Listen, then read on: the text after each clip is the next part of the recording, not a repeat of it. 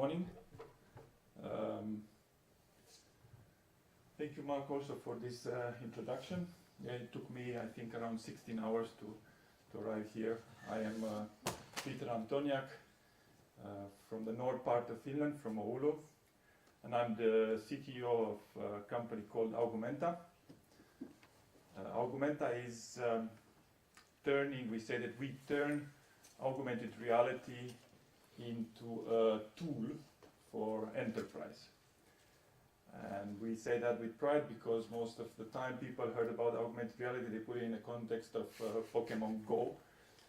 The company is over 5 years old, and it's based on some of the research of the co-founders, part of which was already described by Mark. It's doing this kind of user interfaces using augmented reality.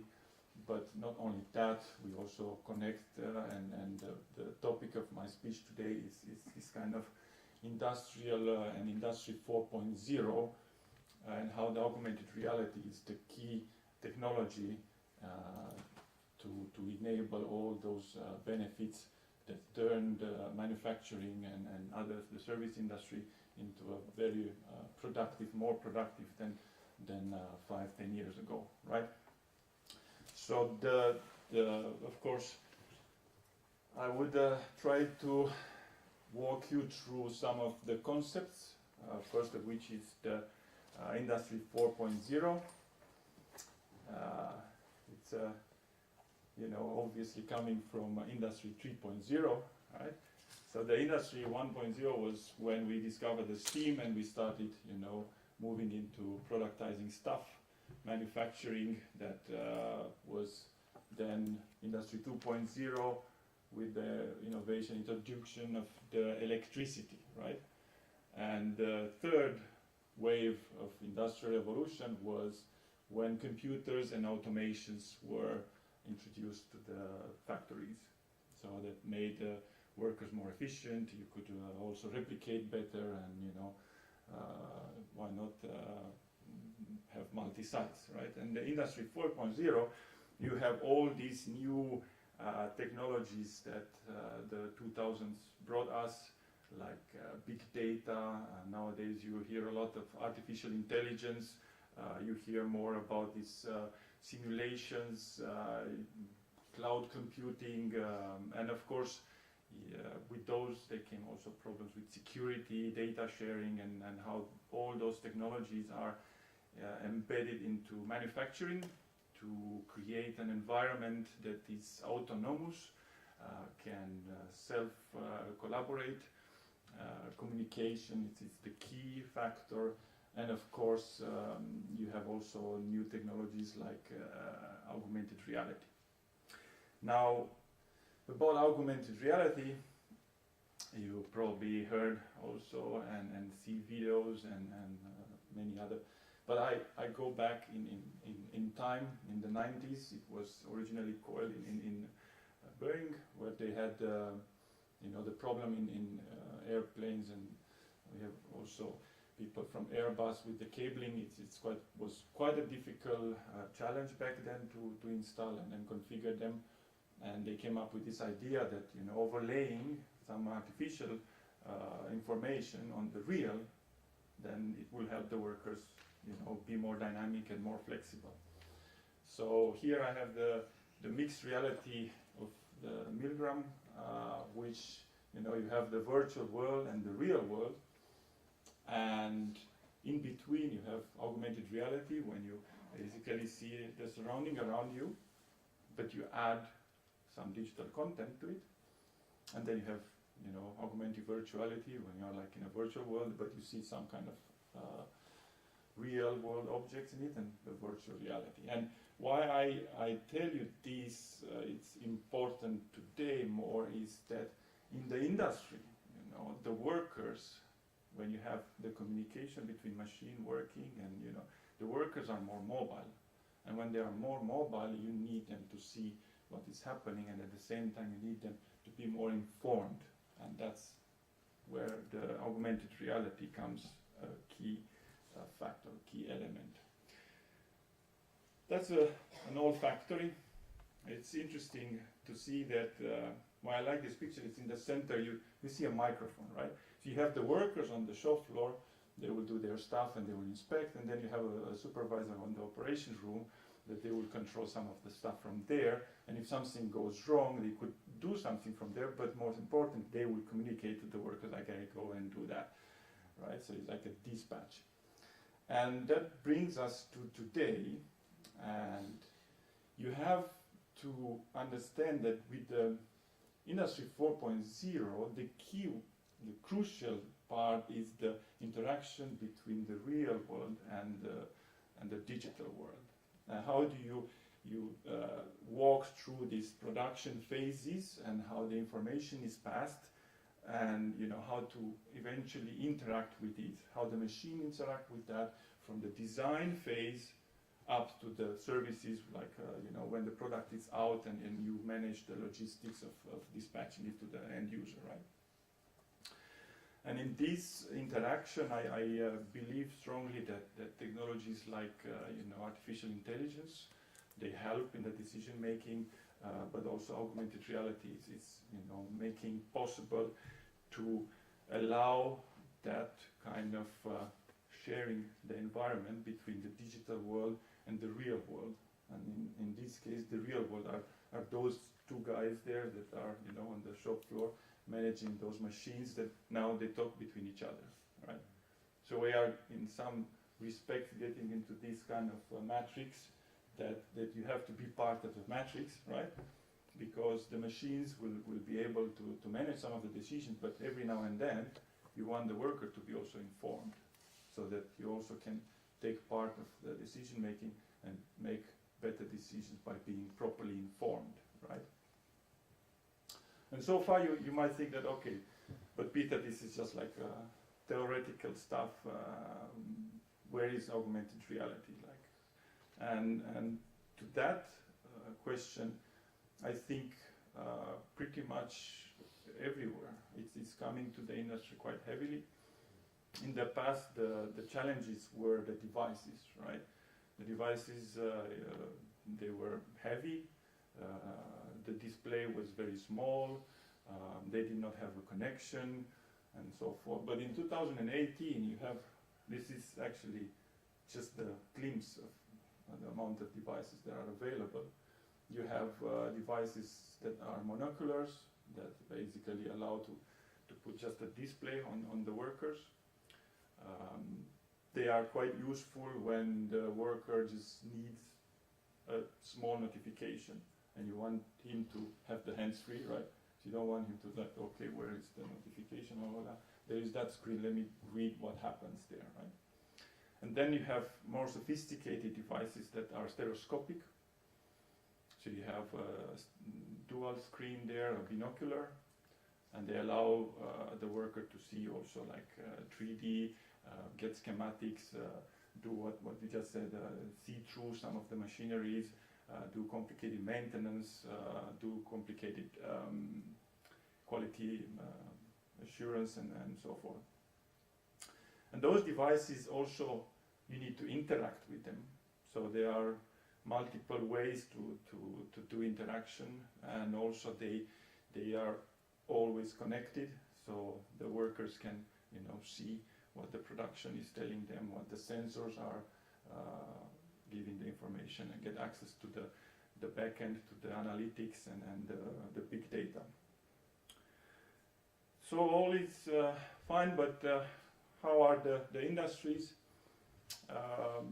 and what are the benefits, right? So you have to think that this is a business, and how is the business benefiting, right? So the most important thing is that you reduce the human errors, and when you reduce the human errors, that means that the production doesn't stop because there was a human error. You also have predictive maintenance, which doesn't require you get the information from the analytics and you preemptively fix problems, but fixing the human errors can improve quite a lot into the productivity of a factory. And also in here you have the example with just a picture that the worker has in front of his eye, he can improve 25% of his efficiency because he doesn't have to look away, right? So very simple use case that brings quite a lot of money to the business, right? Then there are other use cases like Agco is producing agriculture equipment, tractors and so on. So they measure 30% of their quality inspection went down because of the use of simple things like this is a Google Glass in this example. So they deployed first in some factories in South America and now they are reproducing this in North America and also in Europe. Others are also in the manufacturing and in the service industry. You have workers wearing those glasses to get instructions, to have checklists, to coordinate, or to get also remote assistance from the other operators. So about the interaction, we have, as a company, we are a software company, so we have what we call the Augmented Interaction platform, and with that we allow on absolute any device that is commercially available that you can enable gestures like thumbs up, these kind of micro interactions that allow a worker that goes through a checklist to just go to the next step. I did this, or it can allow this kind of collaboration between sides. Then we have these virtual keypads where the workers, and I have each of those. I will discuss it in more in details, but you just look at your hands without having anything, and we use the cameras that are on those smart glasses, and then it overlays the buttons or controls or sliders, so it allows the worker to have a much more sophisticated interaction with the machineries or with the tasks that they have to carry on. So it allows this kind of communication. And then we have what we call the smart panel, which is a bit more sophisticated way of interacting. And you might think that, what's the point of that? That it's to replace some of the control panels that are physically present. You use augmented reality to overlay the virtual buttons.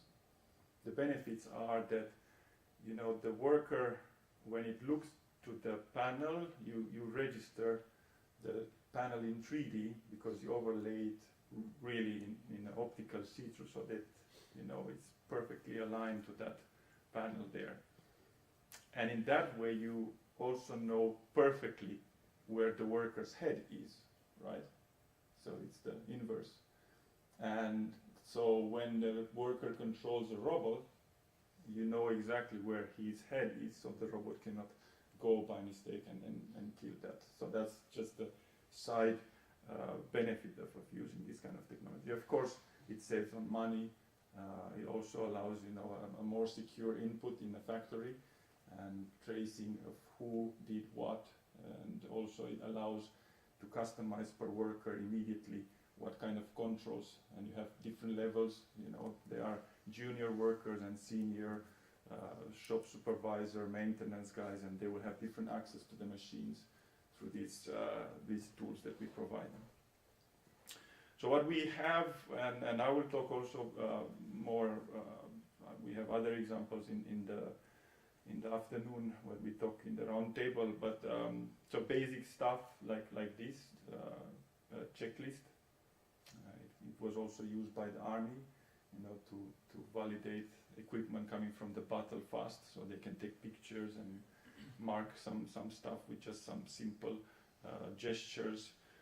Industries like refueling, where the workers need information in real time without having to, hands occupied to keep displays, and they are mobile.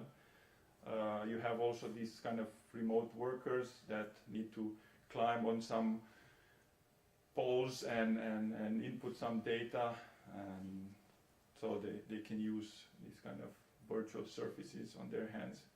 And then in the factories, every now and then you have the machine in some place, but you need to control it in another place, and you don't have the control, so you can do this kind of virtual sliders on the hand, when you can just modify some parameters, adjust them. We had this was tested in some of the factories to align some of the heads of the machines, the CNCs.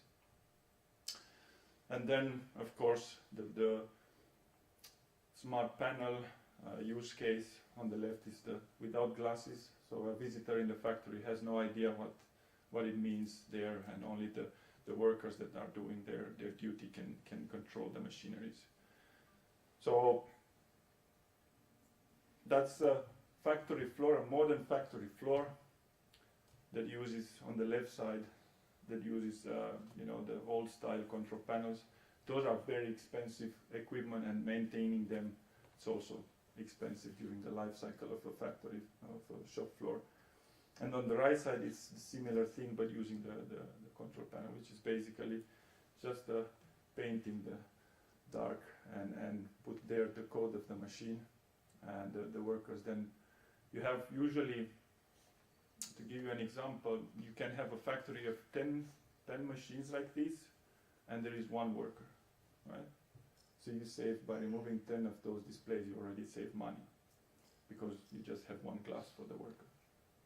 And then the other benefit is that with that, the worker is constantly getting updates from the machine. So if something happened, they can preemptively go and check that, okay, there is that machine is going to run out of materials. He knows that because it's getting updates constantly what the machines are doing.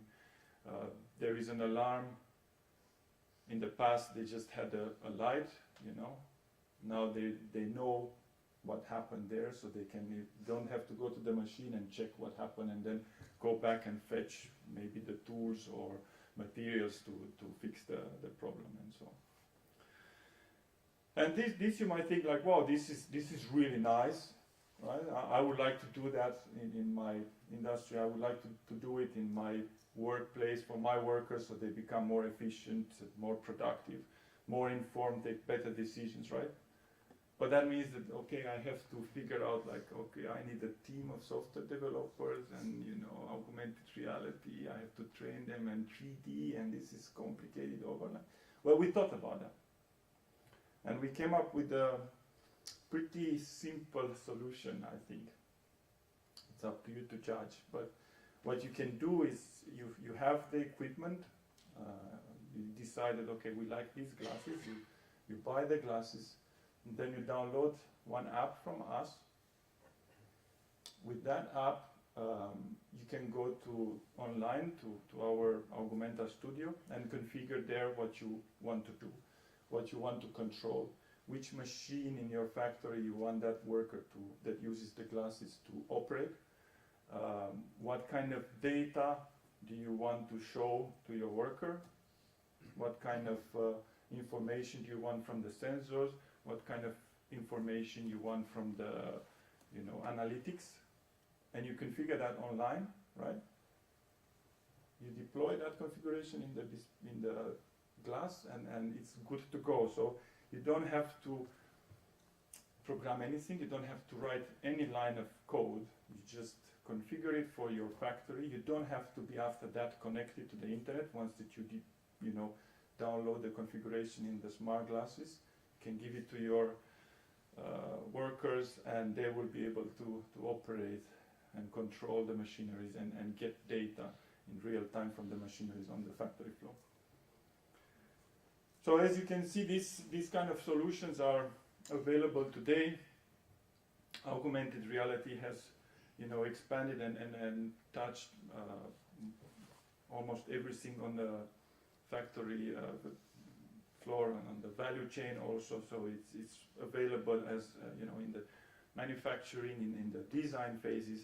It's also available in asset management, in the infrastructure, in the supply chain, right, in the logistics, and we even have discussions in human resources.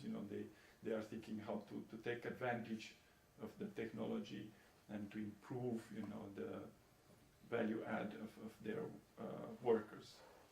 So the impact is going to be, the workers will be more efficient, the workers will make less mistakes. You can also train, I didn't discuss about it, but you can train your workers faster with augmented reality. You can have an old senior worker that now can train and give instructions to a junior guy that just started, you know, with minimal effort, minimal time. Then, because of that, you also have better communication between the workers, which makes stronger teams. The teams are able to even remotely communicate, and you know, you can have, there are tasks that require to coordinate very closely between the workers, and with augmented reality you can see what the other guy had done, and you don't have to talk anymore. You can just do in parallel and assist him, so you get better teams, and also they can cross borders between sites, so the sites are also, you know, able to replicate. When something works in one site, you can replicate faster on the other side. So, and that's of course, you know, very important on big companies. So it will also impact obviously the business, how we carry on the business, and ultimately the economy, that it will improve the standard of living and so on. And it will end up eventually also in everybody's hand. Once that those displays will become smaller, I'm pretty sure that the consumers will get into this. So you will get up, walk on the street, and you know, look at the sign that has a similar thing as the smart panel, but now you have a commercial product that you can customize it. It's only you can see that, nobody else on the street can see it, right? Because the display is here. And you can interact with it, configure it, buy it, send it to a factory with augmented reality workers. Will make sure that it comes with a good quality and the right color. Deploy it to your postal office that uses augmented reality to find your door and give you the package next day, right? Thank you. If you want more information, you can go online to our site, check out some of the tools there. You can download them for free and use them for a while. There is a trial period, and you can test how easy can augmented reality make your life and your workers' life. Thank you.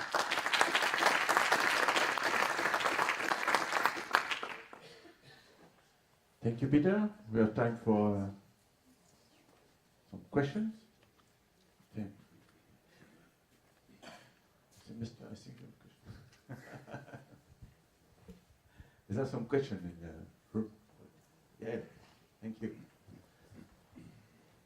Hi. Thanks for showing this wonderful work. It seems that most of your interfaces are 2D, but then spatially placed in a physical environment. Are you also stepping towards 3D visualizations that are synchronized with the spatial setup? So what do you mean that they are 2D? It seems that the panels and the widgets and things, so all the control seems to be two-dimensional in a physical space, properly aligned. But some instructions, you need like an embodied relationship to, you know, the internal workings of a machine or whatever. So I was curious whether you're using 3D imagery as well as part Yes, of your everything is 3D. It's just that they are on a plane because the buttons are on a plane. But yeah, so we do everything in 3D. Actually, those panels, in order to align them, you need 3D anyway. So the coordinates, everything, it's in 3D. What we take pride is that we managed to do this kind of interface also on devices that only have a 2D camera. Of course, if you have a stereo camera or you know, depth sensing, then you know our job is easier. But we also provide those that use like less sophisticated sensors, the ability to access the same kind of interactions as the high end. So thanks. Thank you. Is there a question? Yes. In which type of industry do you sell more tech, the new technology? Perhaps there are some part of industry who are more interested in your new technology than other parts. So I have to tell you that it varies. So sometimes there are years when we have sold better to, for example, oil and gas In some years we have, and it also varies because of devices. Also, they have different cycles also in the industries, you know, like they get access now. There is a big push of big data and big analytics, and now they don't know what to do with that data. So they are coming now, okay, we need to use it. Of course, they are big corporate and they had their own research, so they knew about that in the manufacturing, especially, you know, augmented reality comes from manufacturing, if not from military, but manufacturing was the main, right? So you could say in that respect that overall, I think that manufacturing has been the key, you know, the most heaviest of beneficiary. But like I had that picture with the guys on the airport, you know, they have to refill, and the regulation tell them that they have to constantly have the eye on the volume and the pressure of the fuel for the airplane. So then, you know, they are coming now, they realize that simplifies their workers' life a lot. So, and then you have, I mean, what's the most extreme is insurances. So insurance guys, they start using this for the, when they take pictures and how to see the damage, you know, this reported. Thank you very much. Yeah. Thank you. That's a question? Don't hesitate. Yeah? Hi, you showed a couple of glasses, but with many of the glasses, the field of view is very small. Do you have any suggestions? That's a very good question. And I have to tell you that especially when you use this kind of interaction like smart panel, if you have a small field of view, then it does impact the interaction, the usability. The key from our company point of view is we want we don't want the technology for the sake of technology. We just wanted the workers to be more efficient, you know. And when you have a small field of view and the worker gets confused, it's a loss for us, you know. So we really depend a lot on a decent field of view. What is a decent field of view? I would say that, you know, something that allows me to read a newspaper, so it's somewhere at 45 degrees. And until last year, there wasn't many that there were available like that. So I'm trying to get back to that picture. There are a couple of solutions available today. So one of them is that I like the most is the ODG. I don't know, the R9, which has been already in 2017 in CES introduced. We have presented it in AWE with them in Berlin last year also. We had a demo with a smart panel. And the field of view is 55 degrees, so that's pretty big. And it has an octa-core processor, a Snapdragon, so you have plenty of power there. It has fisheye lens, stereoscopic cameras, normal camera, high definition camera. So again, you have plenty of sensors. But the best part, I think, is that it's also like very small and it's not that heavy on the head. So that's, in some respects, it's better than HoloLens also because the field of view, HoloLens has, I think we measure it at 27.5 for both eyes. You confirm, yeah. No, in general it's 37. Horizontal. I'm only talking horizontal, so 55 horizontal. I think that's the fair. If you go with diagonal, it's not so fair. So the other benefit is that you can wear a helmet, right? So with HoloLens, you cannot do that. And well, it's quite a good device. The others, also you have duck crease there. They had quite a good field of view. I don't remember the data, but comes close to R9. And I'm pretty sure that we are gonna get beyond this level of degrees for the displays and portability, because you need those devices on workers that are 8 hours wearing them. So Okay, thank you. Maybe what about Magic Leap? No? Question. I cannot talk even if I see them. So. Okay, no problem. Okay, I think we can applause Peter. Thank you. Thank you very much.